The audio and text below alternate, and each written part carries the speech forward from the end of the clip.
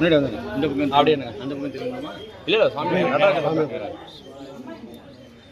மார்கழி மாத திருவாதிரை திருநாளில் ஸ்ரீ நடராஜ பெருமான் ஸ்ரீ சிவகாமி அம்மையாரோடு திருவீதி உலா வந்து திருக்கோயிலுக்குள் எழுந்தருளும் வேளையில் ஐதீக நிகழ்ச்சியாக திருவுடல் நிகழ்ச்சி நடைபெறும். திருக்கோவிலின் திருவாயிலை பெருமானை விடுத்து அம்பிகையை மட்டும் கோயில் பிரகாரத்திற்குள் தனியே எழுந்தருளச் செய்து சுந்தரமூர்த்தி சுவாமிகளை ஊடல் தீர்ப்பவராக புறப்பாடு செய்வித்து மோதுவாமூர்த்தி பட்டு பரிவாற்றம் சாத்தி அவரை சுந்தரரின் பிரதிநிதியாக பாவித்து அவர் வாயிலாக திருவுடலை வாசிக்கை செய்தல் வேண்டும். இதுதான் கதை. திருவாக்கும் செய்கருமம் கைகூட்டும் செஞ்சொல் பெருவாக்கும் பீடும் பெருக்கும் உருவாக்கும் ஆதலால் வானோரமானை முகத்தானை காதலால் கூப்புவார் தம் கை பித்தா பிறை சூடி பெருமானே அருளாலாம் பெருமானே அருளாலாம்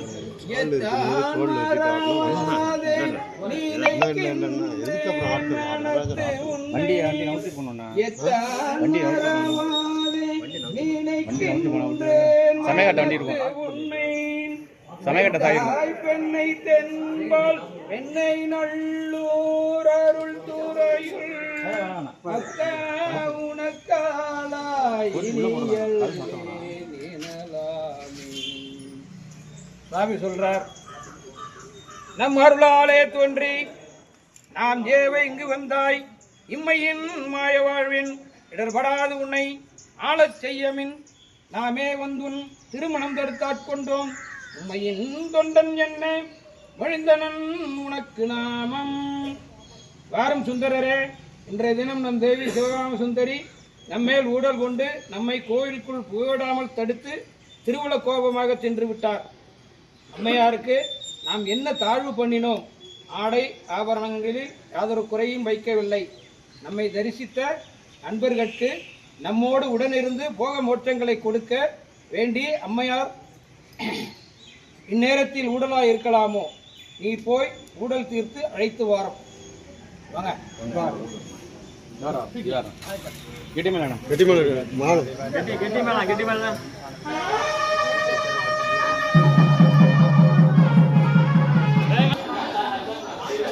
நம்பியாரூரன் வந்தான், நாவலூர் நம்பி வந்தான், உம்பரால் அறிய உண்ணா உண்மைகள் உரைப்பான் வந்தான். செம்பனால் மதில்கள் சூழும் திகழ் செல்வ திருவாரூரில் தம்பிரான் தோழன் வந்தான் என்றனே தாரை சின்னம். அகிலாண்டகளை பெற்ற அன்னையே வணக்கம். தாங்கள் மகாதேவரிடம் கோபம் நீங்கி அவரை திருக்கோயிலுக்குள் எழுந்தருளை செய்ய வேண்டும் என்பது அடியேனின் பிரார்த்தனையாகும். வாரும் சுந்தரரே, உம்முடைய கர்த்தரான பரமேஸ்வரர் சுடுகாட்டில் ஆடுவதையும் ஆமை ஓடு பன்றி கும்பு இவற்றை அணிவதையும் புலித்தோல் உடுப்பதையும் தலையோட்டை கையில் தாங்கி திகம்பரராய் பிச்சாடனராய் திரிவதையும் பொறுத்தோம். தார்காவனம் சென்று ரிஷி பத்தினிகளை கண்டு இச்சித்ததையும் எனக்கு எதிராக ஒருத்தியை சடையிலேயே வைத்துக் கொண்டிருப்பதையும் எம்மால் பொறுக்க முடியவில்லை. அதை கண்டு செய்யாமல் நாம் அவரோடு உடலானோம். இப்படிப்பட்ட நாயகருடன் உறவு கொள்ள வேண்டும் என்று வந்து சொல்லும் நீயும் பெரியவரோ அவரும் பெரியவரே. இத்தகைய தகாத செயல்கள் உங்களுக்கு ஏற்றவையாக இருக்கலாம். இங்கு செல்லாது, அவர் சதி செல்லாது, நம் உள்ளம் கொள்ளாது, நீரும் இங்கே நில்லாது, யாதொன்றும் சொல்லாது போம்.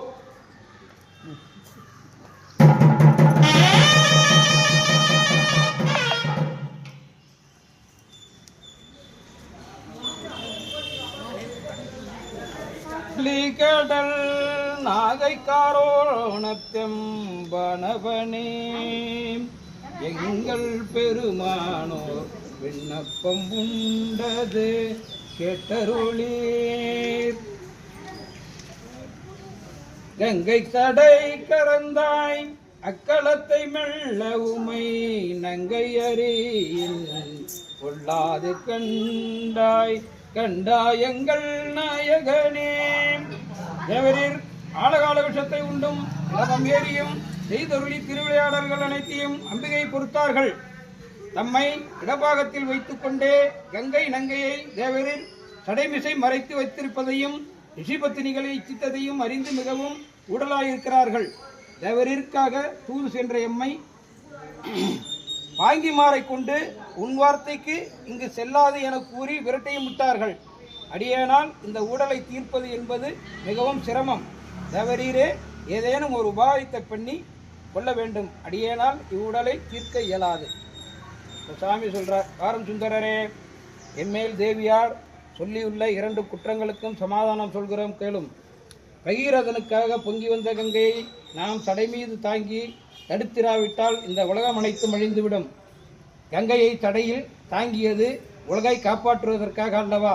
தார்காவன முனிவர் நம்மை மதியாது தாமே பெரியவர் என தருக்கித்து தீவேள்வி செய்து நம்மை அழிக்க எண்ணினர். அவர்களுக்கு புத்தி புகட்ட அல்லவோ நாம் பிச்சாடனராய் சென்றோம். இதையெல்லாம் இன்னொரு தரம் போய் சொல்லி சமாதானம் செய்து அழைத்து வாரும்.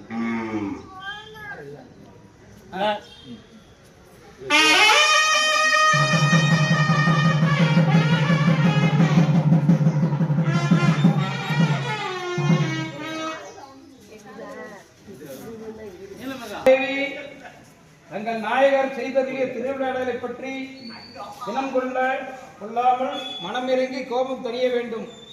உலக மாதாவாக இருக்கிற தங்களுக்கு யார் சொல்ல முடியும்?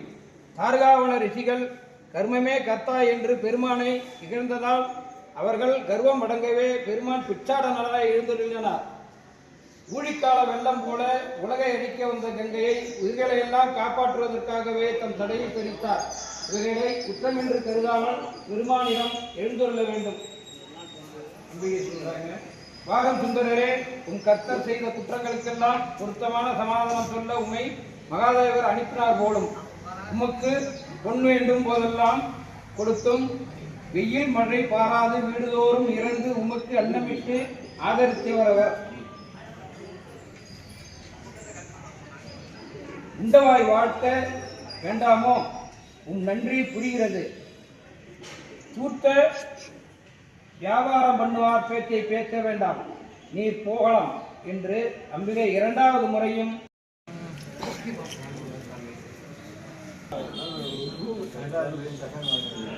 ஒருத்தி தன் தலை சென்றாலை கறந்திட்டான் உலகமேற்ற ஒருத்திக்கு நல்லானாகி மறுபடுத்த மீண்டேன் ஒருத்தியையும் பாகம் வைத்தான் உணர்வினால் ஐய முன்னி ஒருத்திக்கு நல்ல நல்லன் ஒற்றியூருடைய கோவே தேவரீர் ஏது குற்றம் செய்தாலும் என்னுடைய தாராகிய பரமேஸ்வரி பொறுத்தல்க.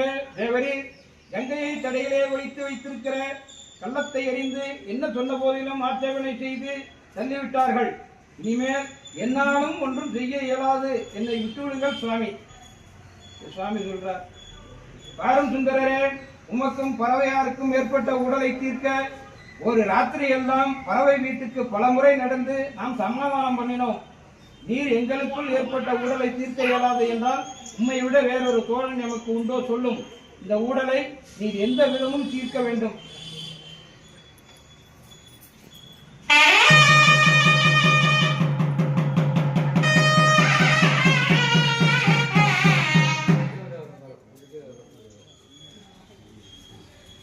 குற்றமும் இல்லை. பகீரதன் வேண்ட பொங்கி வந்த கங்கை வெள்ளத்தை புல்லுணி பனித்துளி போல நம் சடையில் தாங்கிய உலகை காத்தருளினான் இறைவன். இதுதான் உண்மையே தவிர கங்கா தேவியை ஆசையாய் தடையை ஒழிக்கவில்லை. மேலும் தங்களுக்காய் சர்வ சுதந்திரமும் கொடுத்துள்ளார். இறைவனும் இறைவியும் கூடியிருந்தால் தானே உலகம் போகம் போக்கியங்களுடன் வாழ முடியும். ஆதலால் ஊழல் தனிந்து பெருமானிடம் எழுந்தருள வேண்டும் என்று சுந்தரர் வேண்ட அம்பிகையும் கோபம் நீங்கி திருவுளம் மகிழ்ந்து புன் சிரிப்புடன் சுவாமி சந்நிதிக்கு எழுந்துள்ள வடம் வந்து இடபாகத்திற்கு நிற்க பெருமான் ஆனந்த தாண்டவமாடி அன்பர்க்கு அருள் புரிவதை தரிசிக்க சுந்தரர் மகிழ்ந்து செய்து அருளினார்.